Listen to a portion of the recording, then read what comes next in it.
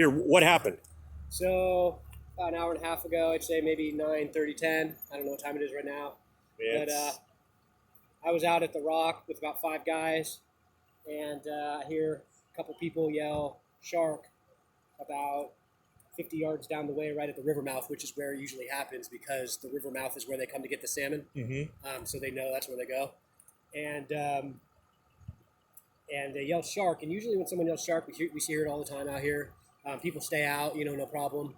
But then I heard the dude screaming, and I knew he got bit. And once I knew he got bit, everyone started paddling in. And paddled in. They carried him in. We got to him. We put him on a longboard. One of the local guys is a RN or a doctor. Tourniqueted a guy. Carried him up on a longboard, cut his suit off. Sat there for about 3 minutes, and then the ambulances were already here. Really good response time. Excellent. And he took it like a champ. I know his name, but I'm not going to release it just in case he doesn't want to be released. But he took it like a champ, man. The whole time we carried him up the stairs, he didn't even make a sound. He wasn't passed out. He was completely conscious. What happened is he was laying prone on his board, paddling. The shark came up from the side and the bottom, big one. Took a bite, clamped down on the bottom of his board and the top of his back of his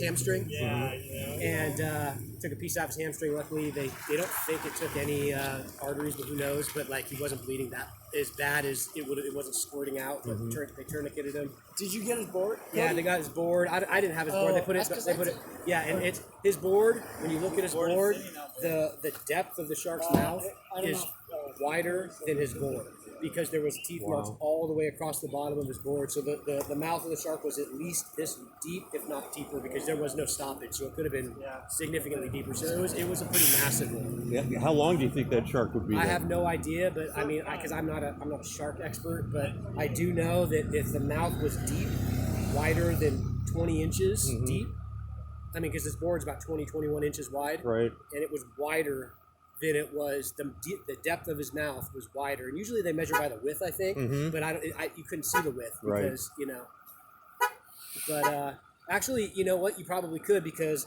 the back, it was at the back of the board by his fins, and it was about maybe, there was the teeth marks here, but then there was no teeth marks on the back of the board, so it was definitely wider than this too. It was wider than that. So it was definitely a big one.